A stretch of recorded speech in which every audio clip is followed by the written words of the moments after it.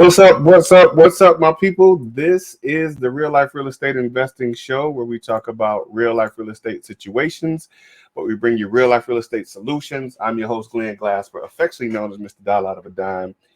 And today, our guest is going to be none other than my brother, the esteemed, the man himself, Mr. Mike Braswell, is going to talk to us about investing with hard money. And he's going to tell us about how to obtain hard money. You know, a lot of times people hear about the stories and the horror stories of hard money, but they don't know all the details or the mechanics of how it works. So Mr. Mike Braswell is going to share that with us today. He's going to educate us on how to use hard money and how to obtain it the simple way. And he's going to tell us about 100% financing for fix and flip loans, for fix and flip projects. All right, folks. Thank you all for joining us today. As mentioned before, we're going to have Mr. Mike Braswell coming up. Mr. Braswell, you there with us, sir? Yes, I'm here. How you doing, Mr. Glasper? Man, excited, brother. So many great things going on, man. Thank you for joining me today. I'm actually here working on a couple of these different things that I got all these different things going on today, man. So hold on, wait a minute. We did that wrong. So I am now being commanded to do certain things by my team, man. So I got to make sure I do all the things that I'm being told to do. Okay. All right. So now we're in place. We live on IG. We live on YouTube, Facebook. What else? LinkedIn, all these other places. They got me rolling on these different places. But listen, man, I want to definitely thank you for joining us today, man. It's been a long time since you've been on the show, man. It has. I was thinking about that this morning. I said, it's been a minute since I've been on Mr. Dollar Out of a Dime show. Yes, it did. Listen, I'm always excited to have you, brother. It's always a pleasure because I know when you join us, man, you're going to have some great information to share with us. And we're going to definitely talk about some of the things that you've been doing, but let's talk about what you got going on now, man. Tell the folks who you are and, a little bit about your company. Okay. My name is Mike Braswell. I'm the owner of Unlimited Funding. We used to be called Braswell Capital Solutions a couple of years back, but I decided to change the name. We've been in business going on 5 years in June of this year. So, I'm happy to be celebrating a 5-year milestone. A lot of businesses don't make it after the first couple of years. So I thank God for that. And I've been in, real estate since 2005. First started off as an agent and then I transitioned about 5 years later into the mortgage side. And so since 2012, I've been doing mortgages. I started off on the conventional side working for a major bank. I did that for a few years, and then I got into hard money, private money, and did that for a few years for a company, and then I decided to branch out on my own back in 2017. So, just glad to be here, glad to be a resource to investors and helping make sure that people make wise decisions with their money, when it comes to investing in real estate. Great stuff. You didn't tell me I still had these glasses on my head. Man. I didn't know if he was going for a look or what. That's the benefit of doing this stuff live, man. You never know what go happen. Right. So listen, hard money, man. Some people confuse hard money. They talk about hard money and then they talk about private money, and some people say they're the same. How would you explain to the people the differences or the similarities of the two, hard money and private money? Yeah, I would say that hard money and private lending they're just synonymous. I mean, it's, some old school people would say it's hard money lending, right? It's based upon the asset. It's asset-based lending. We're not looking at your tax returns and how much income you make, your debt to income ratio and all of that. We're looking primarily at the property. And we want to know, do you have enough money, and decent credit to be able to do the deal? Private lending, you can look at that as a private individual, right? This might be somebody that that has, a nice sum of money that they, need to generate a healthy return on. And, if you have some type of relationship with them, you can approach that person and say, hey, I'd like to, get $250,000, $500,000, or whatever it is in order to invest your money, pay you X percent return on it. And then I'm able to turn around and I'm able to use that money to purchase properties for myself. So hard money and private money are kind of synonymous. But if you really want to get into the weeds, the private lending, you're kind of dealing with a private individual more so, as opposed to an institution, right? So when I think of institutional hard lending, I say hard money. If I'm talking about private lending, I'm talking about an individual that is lending the money personally for the project. Okay. And as far as terms, like are there differences in terms? Like, why would somebody, and I know this is a simple question for you, but for the people that may not understand this, why would somebody go to get private money as opposed to hard money? Well, I would say the differences. What would be the challenges in each? Well, I would say that as far as private money goes, private lending, that's going to come from you having a relationship with that person, having a track record, right? Having experience of doing a certain number of deals and showing your ability to execute, to get in and out of that deal and make a profit, right? And then you may, as you start networking out here and going to the different RIAs and putting yourself out there as a real estate investor, you start meeting individuals that want to get into real estate, but they don't want to do it themselves per se, right? They have money that they have set aside that they want to allocate towards real estate investing to generate a certain rate of return. They see your experience and your success, and you marry that with their money, and now you have a partnership, with that private lender. Whereas hard money is more institutional. These are companies, regional, local, and national companies that have billions of dollars that they need to lend, every month.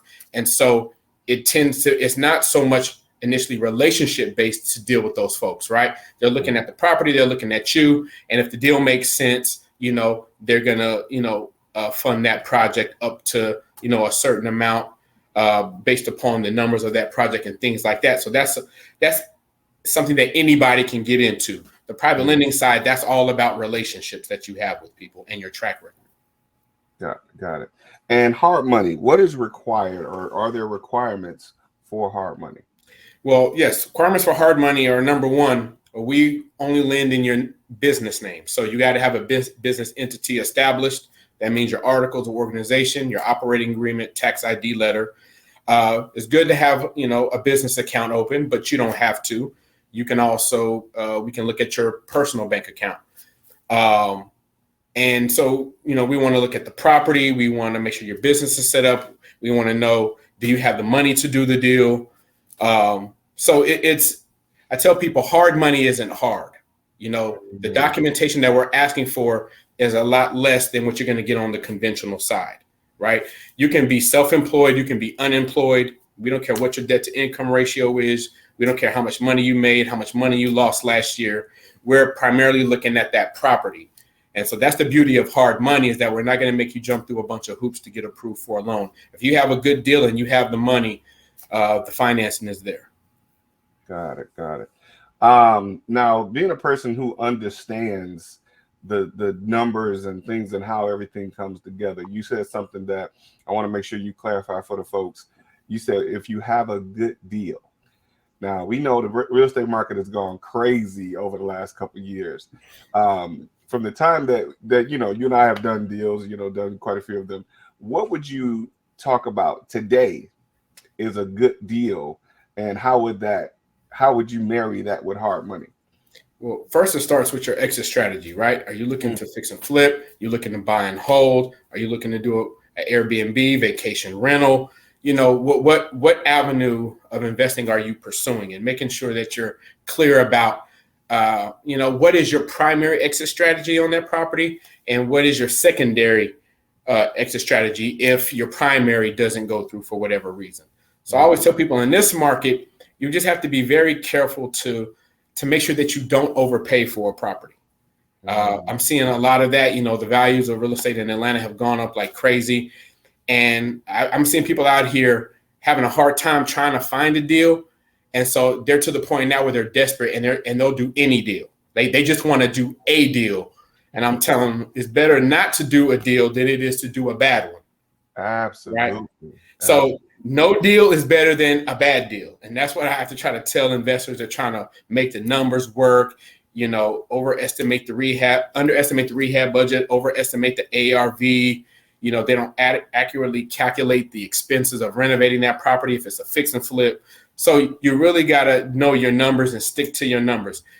When you do your calculations, it says don't pay this much for this property based upon your exit strategy, stick to that number.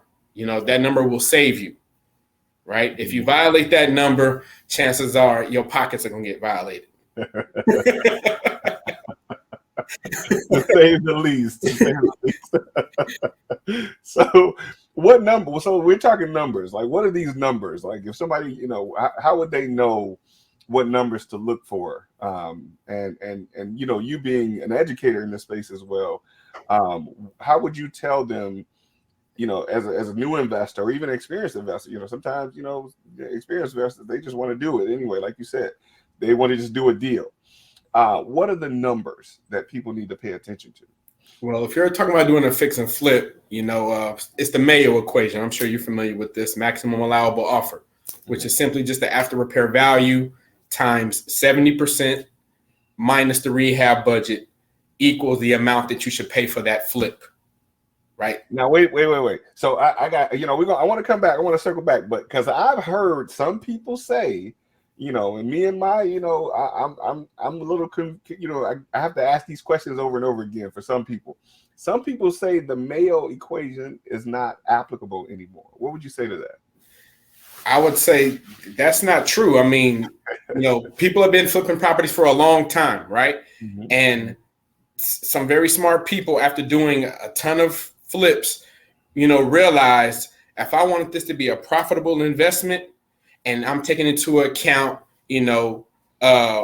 known costs versus unknown costs and unforeseen things happening, this is the equation that I need to stick to so that my time and the money that I'm putting forward on this project, will yield me a minimal return on investment that I'm looking for.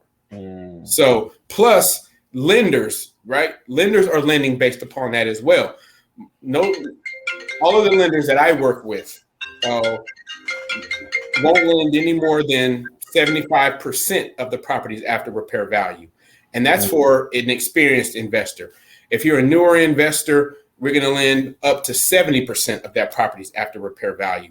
So that equation goes in line with what we're looking at to evaluate how much we're going to lend on a project. So I tell investors, it behooves you to run your numbers based upon the numbers that we're going to look at, when we're evaluating your property to determine whether or not we want to fund that deal. What if they just want to give you a whole lot of extra money, even though it doesn't make sense to them for them to do that?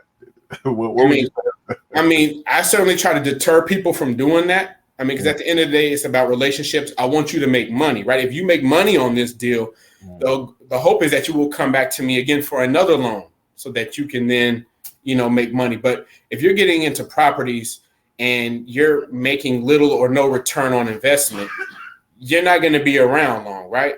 And so, we want you to do this over and over and over again. So if there's a deal and we run in the numbers, we do the appraisal and it's not a good deal, I'm going to tell you why it's not a good deal. And at the end of the day, right, it's your money. If you want to go forward and say, okay, I'll put more money down in order to make these numbers work, that's on you. But just understand that's going to impact your return on investment. Wow. Yeah, because, there are some investors, man, that they're trying to, and this is what I find, maybe it's crazy. They're trying to compete with the hedge funds, if you will. Right. And there are a lot of wholesalers out there just are looking at, they're not taking into consideration, and, they're making their money, so it is what it is. They're not taking into consideration the relationships that they can build with the individual buyer. They're more so looking at the relationships with the hedge funds. And they're, some of these hedge funds, they got the money to burn, right? And they're, people are trying to sell these deals at 85% ARV. And then some of them are coming in and they're talking about, well, we'll sell it to you at 85% of ARV, but you're going to be able to sell it over asking price in 6 months anyway. So why not pay the higher price now and then you'll profit down the road? What do you say to something like that? I mean, do you base an ARV based on 6 months from now? I feel crazy asking that question. But. No, we definitely don't, right? We base it on what the appraiser says it's worth today, right? We don't know what it's going to be worth 6 months from now. Nobody knows, right? That's a, I tell people, hope is not a strategy, right? Like, you hoping that this house is going to be worth $30,000, $40,000 more in 6 months. No, you can't run a business. If you're trying to make real estate investing a business, you can't run your business that way, right? You have to deal with what's real, actual numbers and plugging those numbers into what you got going on to assess the viability of that real estate project. So I don't advise investors to do that. I mean, the hedge funds, they have a completely different model. They got, billions of dollars that they got to put out there, and they have their own strategy, right? They're looking to lease, purchase these properties, a lot of them, so they'll overpay for them because their thing is the passive income plus some of the forced depreciation that's going to naturally occur. They hope, and we all hope, over the next 2, 3, 4, 5 years, right? So their business model is very different. Don't try to compete with a hedge fund. If you're, mom and pop investor out there, your resources are limited. You got to make sure that you mind your numbers and don't worry about what somebody else is doing because they have a different business model. Mm-hmm. Great stuff. But I got money to burn too, and I just want to give you this. I just want to give you this extra money. Maybe my margin is 10% when the deal is done, and it takes me 6 to 9 months to do this flip. No. Bad business. I definitely don't do that. I mean, 10% return, 6 months, the stress, dealing with contractors if you're flipping, all the moving parts.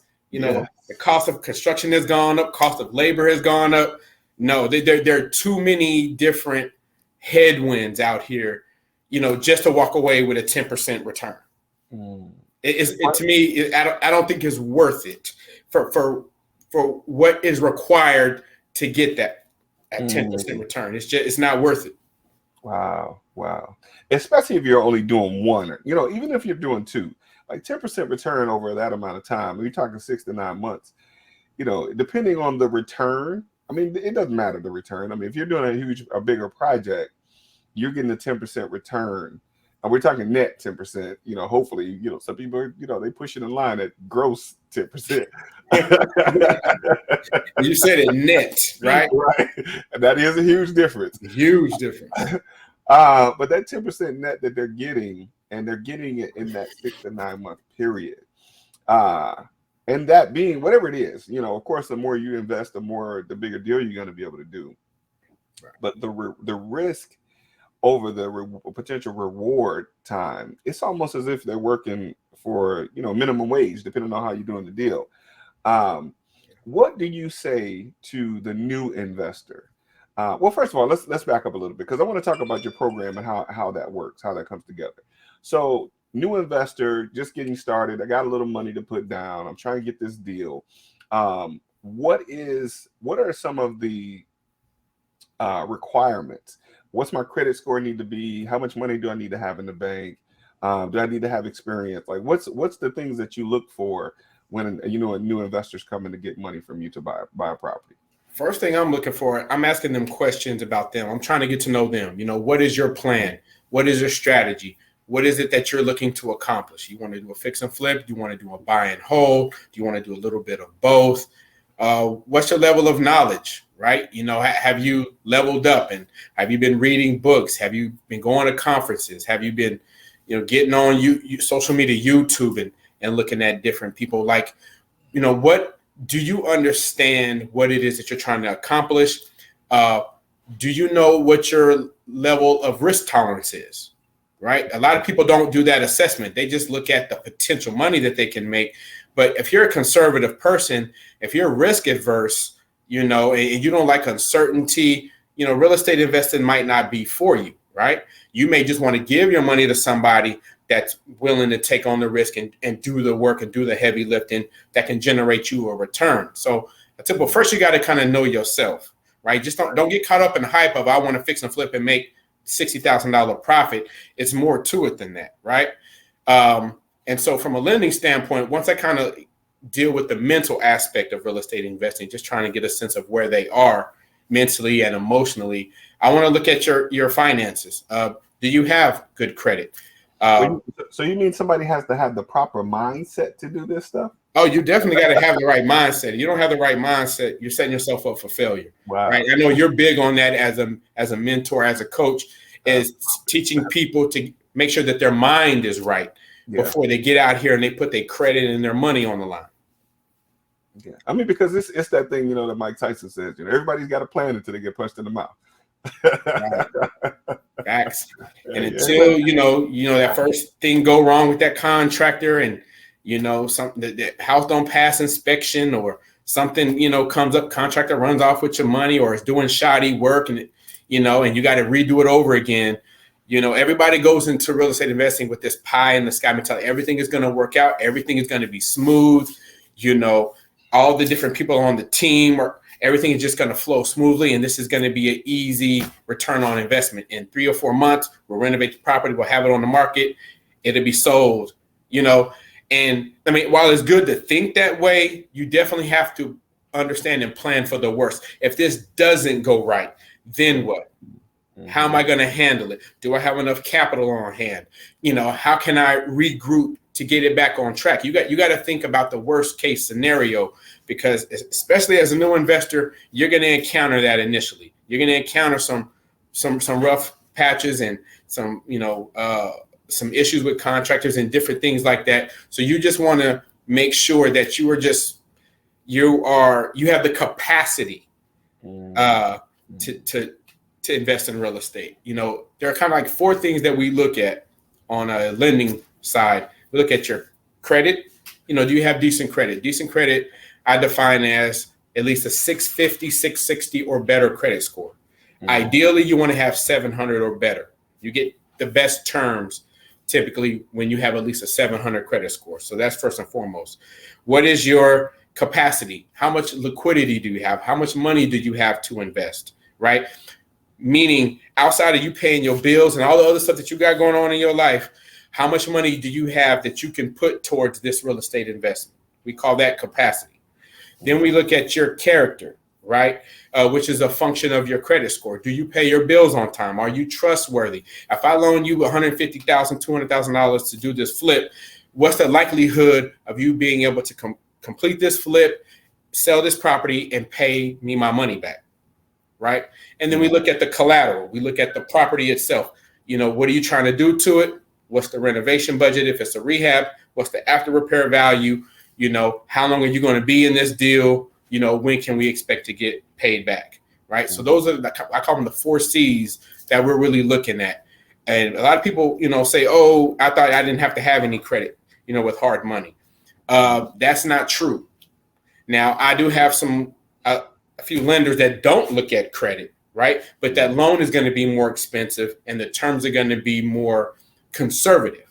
But if you want to get the best terms, it behooves you to have decent credit. I define that as 650, 660 or better to get those terms. And then the biggest thing I see, make sure you have enough capital, enough money for down payment, closing costs, payment reserves. You want to see 3 to 6 months of payments and reserves. And if you're doing a rehab, do you have 25% of the rehab budget in reserves? Because yes, we're going to loan you 100% of the money that you need to rehab it.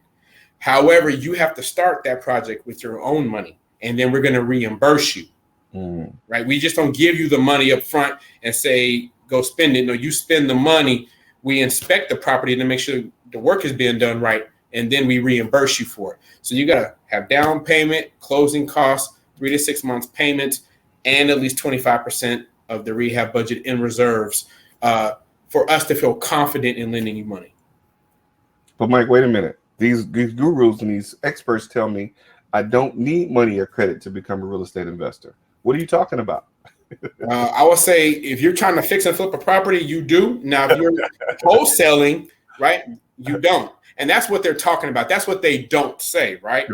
Because they want you to call them, getting part of their program, But really what they're telling you is wholesaling, right? That's what they're talking about. You don't need cash or credit to wholesale. You need cash and credit for buying and holding, fixing and flipping, new construction, and anything else you're going to do when it comes to real estate. So, it is true, but that's only to a very limited, portion of the real estate investing community. Okay. Somebody's telling me that the sound is not working on. Okay. So I'm sorry. Well, if you're on that one, then switch to this one. We'll figure out the sound over there. I don't know what's going on with that. But anyway, no, that's the thing. You're absolutely right. I find that that's the thing that's misleading. Now, of course, people can do wholesaling with no money and no credit, right? But the thing that's often misleading is the way that they even get to the point of doing that, right? Because some people are, and I talk to several people on a daily basis about getting into the business, and their idea is that it doesn't cost anything, that there's no investment necessary. And I believe the thing that's missing is the boundary between them getting started and the education that's necessary to be able to do the deals with no money, no credit. Right. And that's that thing that oftentimes people miss. They're like, well, they said I didn't need money or credit, but yeah, how are you going to learn how to do that? Like, how are you going to learn to get to the point of being able to do the deals with no money, no credit? And then is the no money, no credit strategy something that's long term for you? So, but I mean, yeah, but when you're talking about definitely getting to rehabbing and fixing and flipping, you're certainly going to need to be in position to have those things in order. Right. So let's go back real quick. We were talking about numbers. I need to do a quick promo for this Saturday.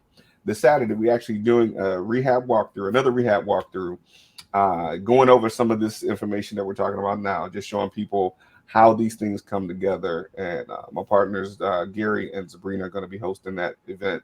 And, just talking about the different aspects of locating properties, how to analyze them, when certain things are necessary, surveys, engineers, these different things that a lot of times people overlook. And so let me ask you this, what comes first when you're looking at rehabbing, right? When you're looking at getting into the business of rehabbing, should you get pre-qualified or pre-approved for funding, or should you go find a deal that doesn't make sense? I mean, go find a deal. I probably answered the question, but I would definitely say, get pre-qualified, right? Get your proof of funds letter. I mean, the fact is, sellers aren't going to talk to you or even entertain you without a proof of funds letter, right? You can't go telling somebody I'm interested in buying your house. And even if you're buying cash, they're going to want to see bank statements. Okay, show me, if you're a cash buyer, show me a bank statement that has X amount of dollars that I know that you're serious and that you can pay cash for my house. If you need financing, okay, I need a letter from your lender who has looked at your finances and determined, an amount that you qualify for. But it's very simple on our side, right? We just want to see your business entity documents, your articles, operating agreement, tax ID letter, and 2 months bank statements. We want to see that you got your business set up right and that your money is right. And then I'll provide you with a pre-qual letter, usually within 24 to 48 hours. And that basically gives them the guise of what they need to present, or even know what they can present, or even know the type of deal that they can get to, because they're within. So let me ask you this. This is another thing that just came to mind. For the person that maybe understands debt to income and all that, is any of that relevant as it relates to the type of deal? So if they go and get pre-qualified, what amount would they know to get pre-qualified for? Is it, 200,000, 300,000, or is there a set number for that? Well, I first asked them, tell me how much you're looking to spend on a property. What is your budget for your flip? I don't want to pay any more than 100. I don't want to pay more than 150. What is your budget? Because we're going to finance 100% of the rehab, more than likely, right? So I'm looking at, okay, if you're saying that you want to pay, say, $100,000 for a property, okay, at a minimum, you're going to need to put down 20% of the purchase price, So do you have $20,000 in the bank? Do you have money for closing costs? And how much money do you have to do renovations with? Right. So that's kind of what I look at to determine what I'm comfortable putting on that pre-qualification letter to give them an idea as to what they're looking for. Because what I don't want people doing is going out there and biting off more than they can chew. Right. Just because I put that your purchase price is no more than 100,000 or 150,000, you still got to look at, okay, what is the rehab budget going to be on this property? Right? Because you got to have 25% of that number in reserves to qualify for that loan. So if you're talking about, Michael, I found a property for 100,000 and the house needs $100,000 worth of work and the ARV is 325. Okay, do you have 20% of the purchase price, 20,000? Do you have 25% of the $100,000 rehab budget? That's 25, right? That's 45,000 plus closing costs and stuff. So I'm going to want to see that you got about $60,000 liquid somewhere on that particular property, right? So that's kind of how I back into it. So I always try to keep it conservative, though, because what I don't want people to do is to get out here and start making offers on stuff that's over their head, right? And I'm always quick to tell people, especially if you're a new investor, don't go out here and try to do a complex rehab, a heavy rehab, pop in the top, add some square footage or trying to do all this stuff, trying to move all these walls and do all this complex stuff to the house. Try to keep it simple your first couple of deals, right? Focus on more cosmetic work. You're just updating the kitchen, updating the bathroom, putting on a new roof, replacing the gutters. Just keep it simple for the first couple of deals until you understand the process, what stuff costs. You've got used to working with the contractor in terms of the process and what that looks like. And then once you kind of got your feet wet, then venture out and take on the more complex projects, but I see too many people out here, no experience. They have money and good credit, and they're trying to jump into deals that, in my opinion, are over their head.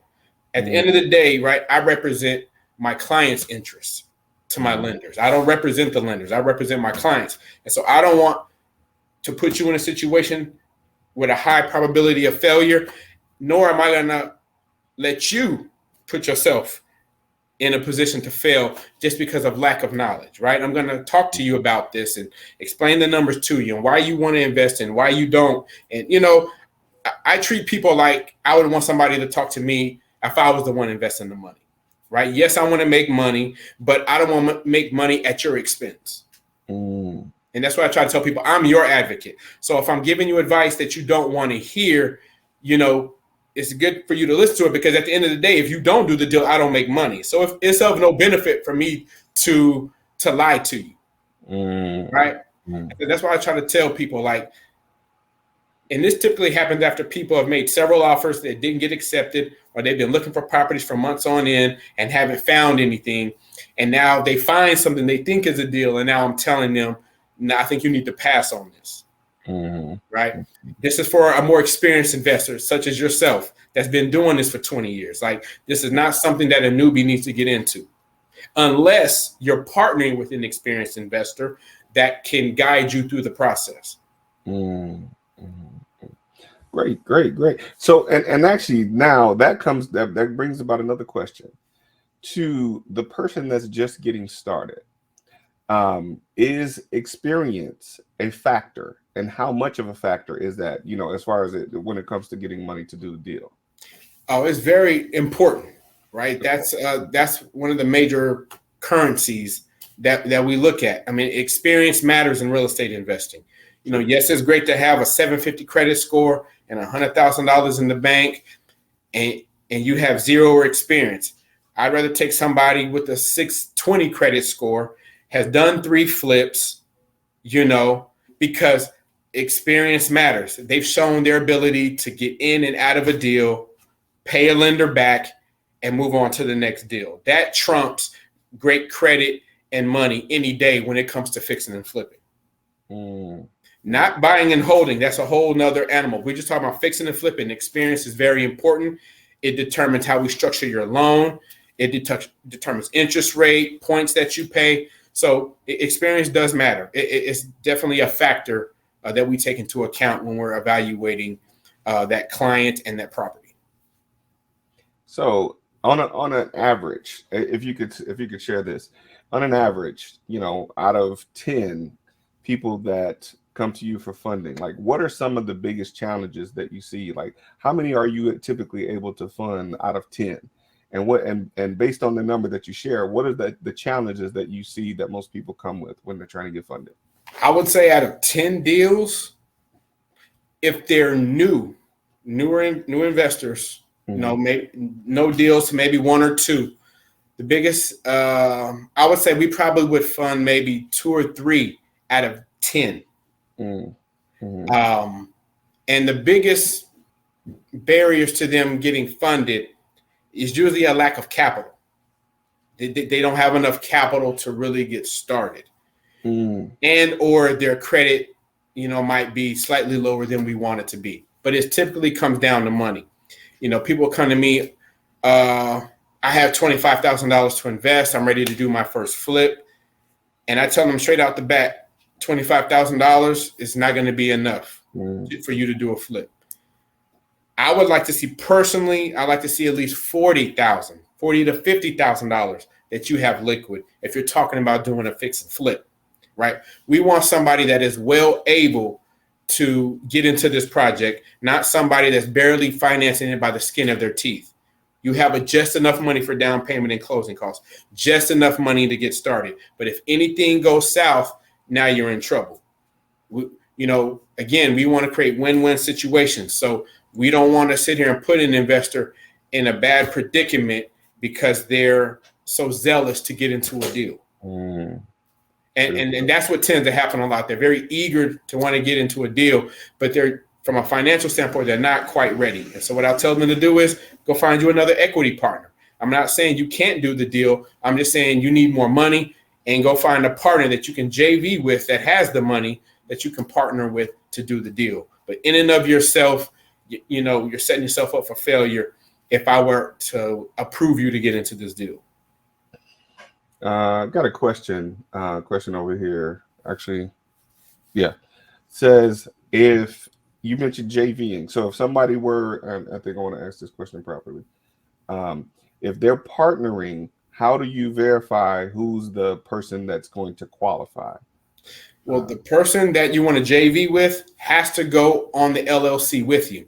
They have to be a part owner of that LLC, and you do that via the operating agreement. So you don't have to go back to the state and change anything. In the operating agreement, you're going to say, okay, we're doing a joint venture. I'm 50% owner of this LLC. They're 50% owner of the LLC, right? They have to be a part of the deal. They have to be in the paperwork. Oftentimes what I'll see people try to do is, I have a silent partner or I have an equity investor, but I don't want them to be a part of the LLC. And I'm like, well, in order to use their money, they have to be a part of the LLC. They have to have a vested interest in this deal in order for you to be able to use their money. Okay. It can't be, well, my mom, has $50,000 that she wants to give me to start investing. That's fine. We can use mom's money, but mom has to be on the operating agreement with you. And that doesn't mean that mom owns the LLC. It's just for that particular transaction, mom is your joint venture partner. It doesn't mean that she's now co-owner of the LLC, right? Because your operating agreement will be specific to the particular property that you're dealing with. You said something huge. It bears repeating. I want to make sure people get that because she's on the operating agreement for that particular transaction. Most people, they might not get that, but we'll leave it right there.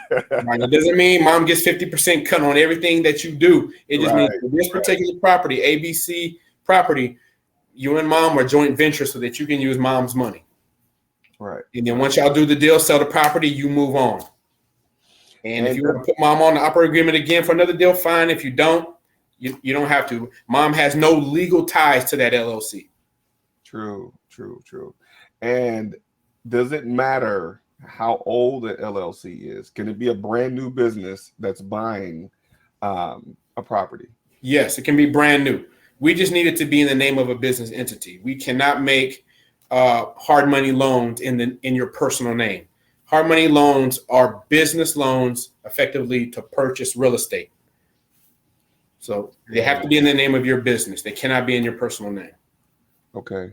This is a good question that somebody asked. I know you have a good one with this. Does that help your business credit? No, not at all. We don't report to Duns. We don't report to anybody. This is, matter of fact, you're on hard money loans. You are what's called a personal guarantor, right? So, which means we're looking at your credit, as part of the application process. But the loan that we give you does not go on your personal credit. That's the beauty of hard money. Whether you're fixing and flipping or buying and holding, when we loan you money, that loan does not show up on your credit report. So it's not going to impact your debt to income ratio. Nobody will know you own that property. Nobody will know that you have debt out there. And so you're able to invest, I tell people, off the books, right? Because nobody will know that you own that property until you tell them. And the only way that item will go on there potentially is if we have to take that property back, right? You can't execute, you run out of money, you can't finish the flip or whatever, and we have to take that property back from you, then we may turn around and put that property on your personal credit report.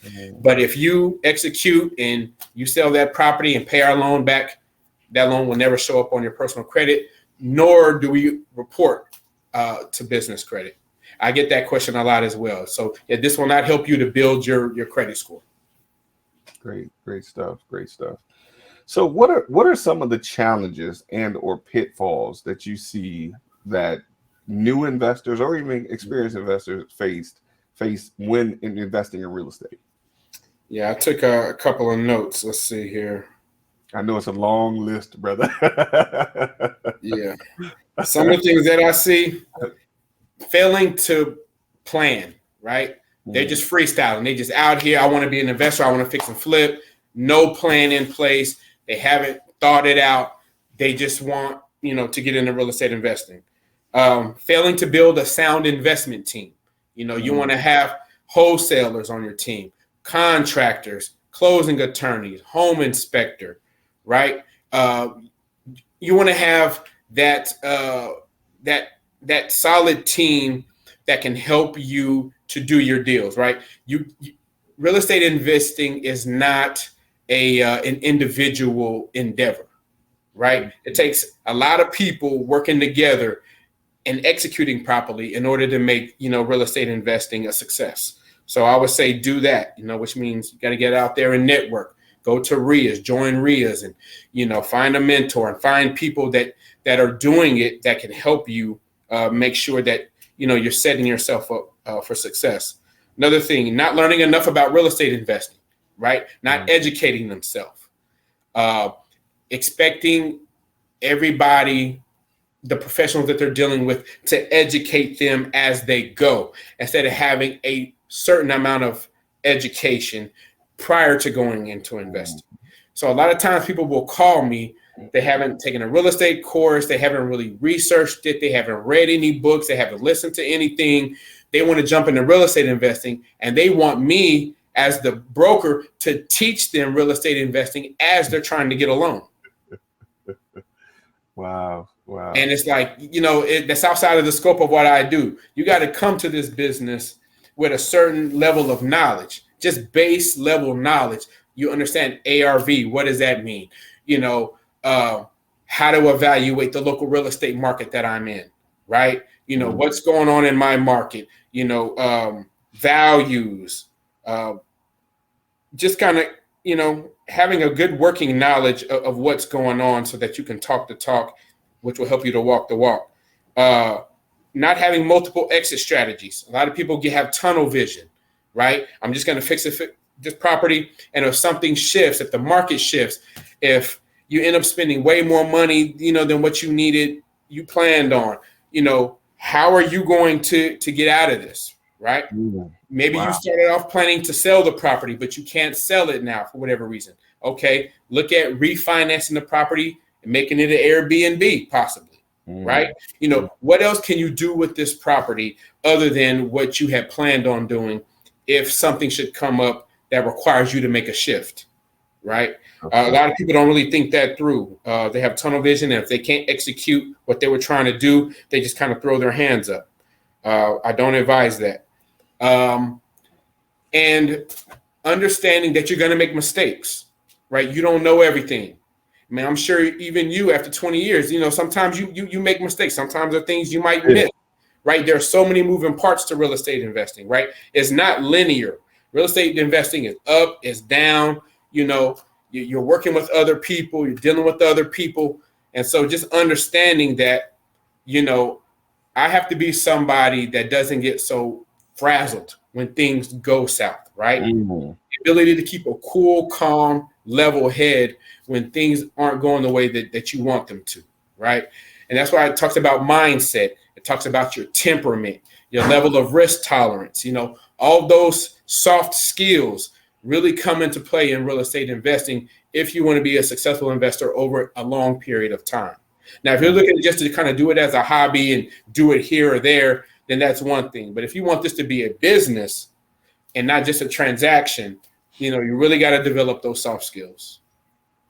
It's interesting you mentioned that, man, because, as I mentioned before, like first thing that I teach when, my students is mindset. And I always mention to them that the goal is to help them get to the point of becoming what I like to call a real life real estate investor, right? And it encompasses all the things that you talked about when you're talking about the soft skills that people like, interpersonal skills. Like people are like, well, why do I need interpersonal skills to be a real estate investor? Well, you got to talk to people, right? That's the one thing. It's a people business. That's the thing. A lot of people miss is, I got the money, I got the credit, I got all this, I got this experience. But at the end of the day, if you don't know how to talk to the contractor, you might have some challenges, but if you don't know how to communicate and have that conversation of why they should continue to do what they're doing or why they should accept, what you're dealing with as an issue and things like that, it's all going to fall apart. So it's one of the things that you're sharing are absolutely necessary. Having those soft skills are a major part of doing business. It is. I mean, relationships are key. Yeah. You can't build wealth in real estate, without teamwork, period. True story. You just can't. And people got to like you. You got to be likable. You have to be somebody that's easy to talk to. If you're perceived as difficult or hard to work with, it's going to be very hard for you in real estate investing. True. Man, listen. I got to, I'm getting a signal. I got to promote the event that we're having. I got to promote another event. Okay. Having another event February 26th. For those of you that are watching that are in the Inkster or Detroit metro area, myself and, partnering with the mayor of Inkster, I'll be coming to teach Inkster residents how to buy back their blocks. What does that mean? Like you hear people say, oh, we're going to buy back the blocks. But what really is happening in the city of Inkster, that there are opportunities for individuals that are residents to buy the properties that are in the city, some that are dilapidated. I mean, even the raw land or even the land that's there. There are lots that are selling, I'm not going to say the huge discounted price because you got to come to the event to take advantage of the opportunities. For even, this is primarily for Inkster residents. But I'm going to say some of my investors, y'all better get y'all money right because it's going to be going down. In the city, there's going to be major opportunities. So definitely come and check that out. February 26th from 9 a.m. to 5 p.m. We're going to be doing half of the day is going to be training, and then we're going to be doing a bus tour where we're teaching people showing people the opportunities that are going to be available in the city. And there's some major things coming to the city of Inkster. So definitely come and check that out. Why is Glenn talking about the city of Inkster? Because that's where I'm from. That's where, I tell people I was born and raised in Inkster, but I grew up when I moved to Atlanta. Or as my partner, Brian Jubert says, Detroit put it in me, but Atlanta got it out of me. But for those of y'all in the area, definitely come check that out. And so back to what you're doing, man. Let's talk to the people, first of all, how they can get in contact with you. Let's tell the people how they can get in contact with you and some of the things that they need to have in hand or be prepared to present to you when they come to you when they're talking about doing a deal. Okay, so you can reach me on Facebook, Unlimited Funding. I have a page on Facebook, Unlimited Funding Now. I'm on IG, at Unlimited Funding Forever. And, I'll send that information to Glenn so he can share it with you. And then, you can reach me by email, mbraswell at unlimited-funding.com, or you can reach me by phone at 770-854-2194. I am, based out of Atlanta. I'm between here and a place in the Caribbean now. I made a little change last year during COVID, so I'm between here and there. So I'm coming here more to network with investors and really get back into the swing of things here now that it's opening back up and people are starting to have meetings and things like that. So I'm very accessible. I'll share that with Glenn. And also, Glenn, I wanted to let people know I wrote an ebook. That's what we got to talk about. Absolutely. Yeah, I wrote an ebook last year called The Hard Money Playbook, an Investor's Guide to Borrowing Hard Money. And it's just a simple book that kind of lays out what hard money is, how to use it, where to find it, so that you can be a successful real estate investor, how to use other people's money to make money, right? It's all about leverage in real estate, leverage and relationships. And so I kind of lay it out for investors, new or experienced. It's $9.99. You can get it on my website at unlimited-funding.com. Click on the store link and you can purchase the PDF book. It'll download and send right to you. It's a very easy read. It's not complicated. And just trying to give people, knowledge on, if you want to be a real estate investor, it all starts with mindset first and money second. If your mindset ain't right and your money's not right, real estate investing is not for you. So Glenn will help you with the mindset. I'll provide you with the money, and together, we'll help you to build wealth in real estate. True stuff. Another question. People in Inkster want to know, can you provide funding for the people in Michigan? So, I know you do business all over the world because actually all over the country, because you're in Belize doing, was I supposed to say that? You're in the Caribbean. You don't put it out there now. No, my bad. I'm in Belize now. You're in the Caribbean doing business in the States. So that's a huge thing. So what areas can you provide funding?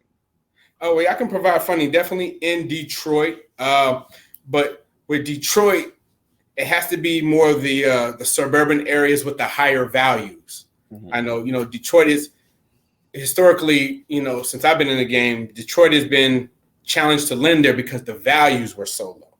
Right. Like when we're talking about doing a flip, we want to see a purchase price of $100,000 or more to do that flip. So if you're out there in Detroit and it's a $30,000 purchase and a $40,000 rehab, we don't have financing for that, right? Mm-hmm. And that's why Detroit is huge when it comes to it being a cash investor space, right? If you have the cash, you can just outright buy the stuff and do what you need to do to it. So I would say if you're in the suburbs and the value is $100,000 and up, we can finance those, fix and flip, and buy and hold. But if it's under $100,000, you're going to find it hard to find financing sub $100,000. Now, there might be some local private lenders there in Detroit that know the market very well, and they'll lend on the smaller stuff. But we don't lend on the smaller stuff. Got it. Okay. And there are quite a few areas around that, there are some higher values now in the city of Detroit, actually in the city or in the metropolitan area of Detroit. So, there's definitely some opportunities there. And there are also situations where we'll say values are being created.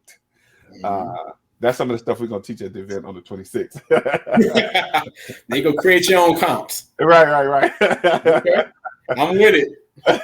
So with that question, now, I know one of the things that is required is an appraisal, right? Yes. For doing the hard money. For comps, how do you look at the comps? Like, is it just a sale on the books? I'm trying to say this without actually talking about it. But is there a sale on the books that is required to show a comp? I know that's Crazy. Yes, yes, it has to be a sold comp, right? So when that appraiser is doing their homework, they're looking at sold comps within 3 months, 6 months, within a year, less than a mile from that property. That's what they're looking at. So it has to be sold, that they can verify it. So yes, to answer your question. Got it. And that sold comp. Okay, I'm gonna get into the weeds here a little bit. So somebody will figure out what I'm talking about. So that sold comp, even though it has financing on it, it's still a sale on the books. Am I right? Yes. I mean, if they can, when they're, doing their due diligence to come up with a value, to estimate a value for that property, if that seller finance deal comes up as a sale, right? They can locate it, then yes, then they will use that. You said it. The seller finance deal. Right. So for those that don't know, that's how the comps are created. Even though it's seller finance, it's a sale on the books. So a sale is a sale is a sale, pretty much. But that's awesome, man. And then too, somebody says that they can do the smaller stuff. Matt, I appreciate you sharing that with us. But today's show is about unlimited funding. Yeah, our funding is unlimited, but we do have parameters, right? We can't fund everything, right? We can fund a lot, and that's business. Somebody says anything signed at the title company constitutes a sale. Absolutely. I wish I could see who that is. It just says Facebook user, and I think that's somebody in the Facebook group. Again, thank you for joining us. But I think you ought to click on that little link so we can know who you are. They're sharing some great information like that. Let's see. Do we have any other questions over here before we let you get out of here? Can you specify the areas of the country that you lend in? Or are there any areas of the country that you do not lend in? Well, we don't lend in the Montana, North Dakota, South Dakota, Wyoming. We don't lend in states where there are more people, more animals than people. More wild animals than people. So anywhere that you want to invest, we lend there. Now, if you like Mike, I got this flip in Wyoming, population 25. Yeah, we can't help you with that. Okay, we want major metropolitan areas. You know what I'm saying? Brother, hey, listen, that's definitely gonna be on the replay that we put out. I never heard that before. That's what I tell people. There are a lot more wild animals, not domesticated animals. A lot more wild animals than our people, and people live. Population is 10 people per mile. No, that's right. Yeah. We ain't trying to lend on that now. Well, there are more animals than people. They can't live in those areas. So yeah, you're not gonna have Simba coming to buy your house. So okay. Yeah, I tell people, but we lend where you're gonna want to invest. I put it like that. True story. Absolutely. Good stuff. So tell the people the name of the book again and how they can get that. Okay, so the name of the book is The Hard Money Playbook, An Investor's Guide to Borrowing Hard Money, and they can get it on the website at unlimited-funding.com. Click on store, and you can purchase the book there. And then I'll also provide Glenn with a separate link for people if you, for some reason, have issues trying to download the book through my website. I'll provide Glenn with another link where you can purchase it for $9.99. Like I said, it's a wealth of information. And like I said, you spend more than $10 on going to get something to eat at Chick-fil-A. So, for $10, we're going to give you the knowledge that you need to make $100,000 to make $1 million. Somebody said on IG, invest in yourself. Thank you. It's interesting, just to make that point, and then we're gonna wrap it up. The people that oftentimes look at this business, I think we've been sold on this idea that it doesn't cost anything to do business, right? There's $99 to get involved in this business. There's $299 to get in this business. And then there's some people that don't want to spend anything but have this idea of becoming a millionaire and not realizing that in order to become any level of anything, you have to become the person that fits in that slot, right? And becoming that person doesn't just happen. You have to take steps. There's a process. You know, some people think I'm gonna become a millionaire, right? A millionaire is not just about having $1 million, right? You have to become a millionaire so you can keep the $1 million. Somebody gonna get that. See somebody in the section way back over there in the back. They gonna get that. Yeah, look, watch this interview over and over again. Absolutely. a lot of jewels drop that will help you if you listen to it and you put it into practice. Yeah. Listen, man, thank you so much for joining us today, Mike. I know you got 1,000,001 things to do. You got people just running after you to get all this money that you got to give away or to lend. Because, you know, we don't say give away because people come with that idea. I don't have to do anything to get it. I could just show up. Yeah. My goal, you know, we're trying to fund $10 million in real estate loans every month. So y'all help me to spend this money. Please help me to spend this money. We want to give it to you. If you got a good deal, some decent credit, and you got some money, we have the money for you. Okay. So help me spend this $10 million every month. True story. Oh, David Dixon. Shout out to David Dixon. David, click on so we can know who you are, man. David's a good guy. David, we need to have you come on the show, man. I know you be doing some major stuff. But listen, again, thank you, sir. Thank you so much for joining us. And those links, I'm gonna put my folks on blast since we on the show. Those links that you shared with the people about how to get the book and all that was supposed to be showing up on the screen. I don't know why that didn't happen, but you know, we'll have that I'll have that conversation with them when we get off here. Okay. But we'll definitely be sure to you know, send the links to the people that are watching. You know, we're going to send it to our list to make sure people get that information. I appreciate Mike, it's always a pleasure, man. You know, I know you will always share knowledge with people, and that's one of the things I want to make sure people get about what you do. There are some people that lend money and they'll just give it to you just because you show up. But what I can appreciate about what you do is that you're not afraid to tell people that's not a good deal, right? And you're not afraid to not do the deal and probably forsake making money because you want people to do good business. And you know, I know that's what you do, and that's one of the things I definitely salute you for, on, you know, helping people to not make a mistake and get in their own way, you know. So definitely salute to you for that as well. Thank you. Anything you want to share with the folks before we jump off? No, I would just say, you know, educate yourself, get you a mentor if you need one, find people that are smarter than you, they have more experience than you, and humble yourself and just be a student of the game. You know, learn as much as you can, be a sponge. But most importantly, you got to take action at some point, right? The rubber got to meet the road. So take action. You know, don't be fearful. You know, take educated risk. That's what I tell people.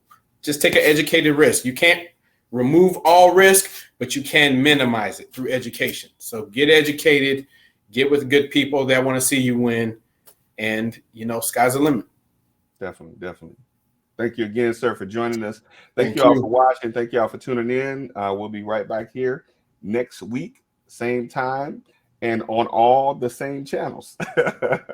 All right. Thank y'all for watching. This has been the Real Life Real Estate Investing Show, where we talk about real life real estate situations, where we bring you real life real estate solutions. Have a great week.